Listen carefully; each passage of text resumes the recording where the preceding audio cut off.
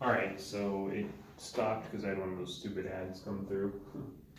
Anyways, what I had gone through is fiscal policy in practice and the problems associated with it beyond just what we discussed with the counter actions, and then auto stabilizers. So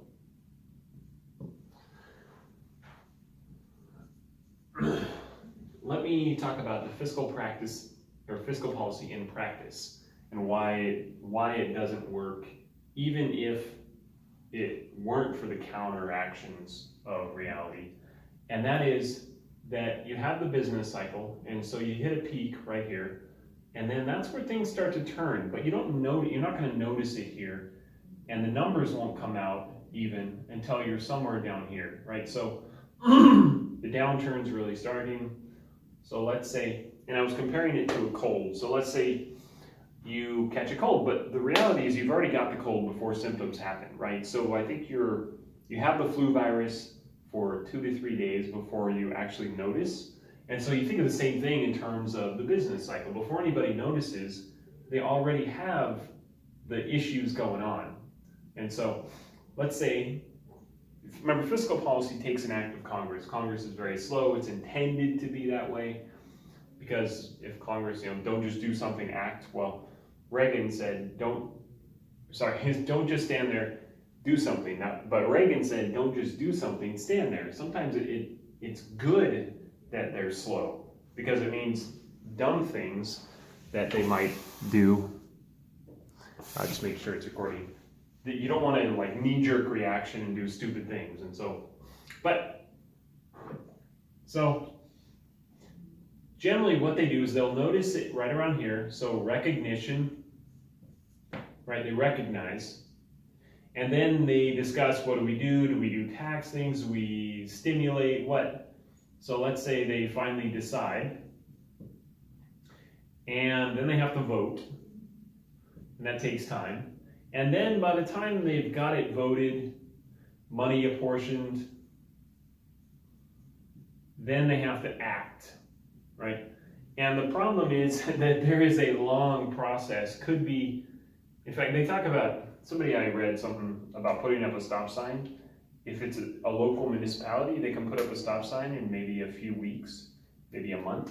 But if it's a federal government putting up a stop sign on a federal highway, if they wanted to, that would take 6 to 18 months to get the federal action, right? So when you're talking Congress and federal acting and everything, you're talking maybe a 1-year process probably. So between recognition and the money actually going out. And in the case of a lot of times, so the stimulus package of 2009, 10, I think it was, they sent money to the states, and the states were supposed to spend money, but Wisconsin didn't spend their money, and that was a companion book. It talked about why Wisconsin didn't spend its money. I think it was Wisconsin or Ohio or somewhere in the Midwest, and the money didn't go out till like a year after it was already an issue, and by then it also has hooks in it, and so they just didn't want to spend it, so they gave the money back like a year later. But back to specifically this, you have these lags, and so the lags are a problem. So by the time they actually get spending, you're already on an upswing. The economy has fixed itself. Now, if you get really quick action, it's possible that it might just do this, and that's what we'd say the Great Depression ended up doing this, right? And so that was because of government intervention beyond just what they generally do, and that was price fixing, things like that. 70s, they did it again. But here, so by the time so you think of the flu medicine, right? So you actually recognize symptoms, but you're already starting to go downhill. And so then you go to the store and you say, oh no, I can't go to the store today, I'm gonna go tomorrow. So you're continuing down this slide. And if we pretend there was actually a medicine that could cure you of the flu, let's just pretend, okay? So then you have to go to work, and then the next day you go and the store is closed, so you gotta go to the other one, they don't have what you're looking for, and eventually you find it, and then you go, oh, I gotta take it with some special food or something like that. I can't take it now, I'm on an empty stomach, ever, and you think, oh, by the time you finally take it, it might be down here, and your body is already recovered. So it doesn't really have any effect, right? Because the economy, in this case, by the time they actually act, the economy is probably already on its way up. And so the action doesn't really have any effect. It might have a negative effect because the economy is already recovering and government comes in and spends money in some area that the economy didn't want money spent there. There's no demand for that product. So so generally this is just another reason that fiscal policy doesn't actually do anything positive. Might do something negative through some of the other things I talked about, crowding out, adding to debt, things like that. But what they do have is something called automatic stabilizers. Now, if you can imagine what those might be, I've got them written up here. Right? So you got the business cycle like this. An automatic stabilizer is like unemployment insurance. We have different tax brackets, different welfare programs, right? And they are income based. So if you go back to the neo-Keynesian, short run aggregate supply, aggregate demand, long run aggregate supply.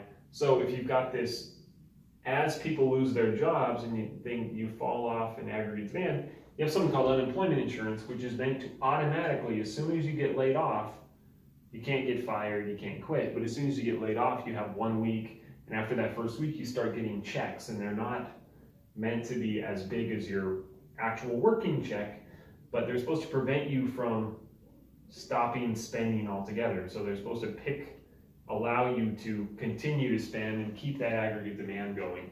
And what they'll do, as soon as the person loses his job, this kicks in right away, right? And with tax brackets, you get a pay decrease, you keep a larger share of the money that you do get. Welfare, if you lose your job, there's other food stamps, things like that. You can get different programs, right? And they're meant to prevent from going down here. Now, what's the problem is unemployment insurance. I had told a story about myself. It's generally, it keeps people unemployed for longer periods of time because you can be. Why not, right? Some people, I've known people that just want to enjoy a couple months of free time.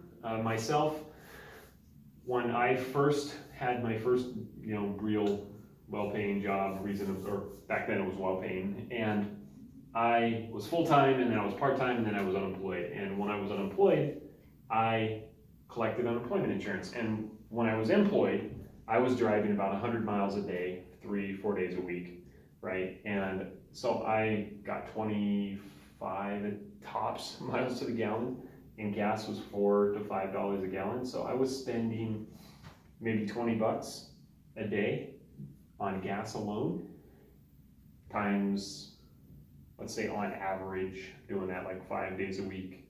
So that's about 100 bucks a week that I'm spending on gas. Plus I'm spending about 5-6 hours a day driving and teaching classes far away and all that, and tutoring, and 6-7 hours a day maybe, I don't know.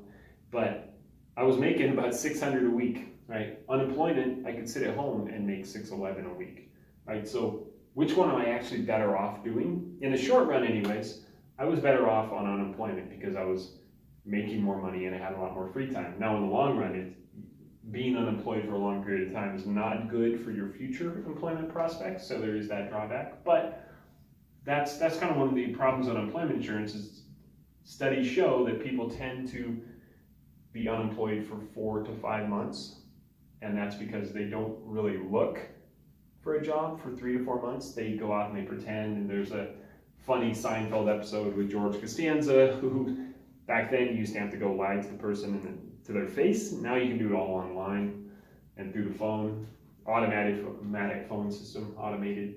And so what he did is he went to the police and said, oh yeah, I'm getting this job prospect, Vandalay Industries, him, Vandalay. And so he told Jerry, hey, when you answer the phone, you need to answer at Vandalay Industries. I'm going to be your latex salesman. And so I think it's posted up there. Yada yada yada econ.com. Go look at unemployment. I won't go through it. Pretty funny though.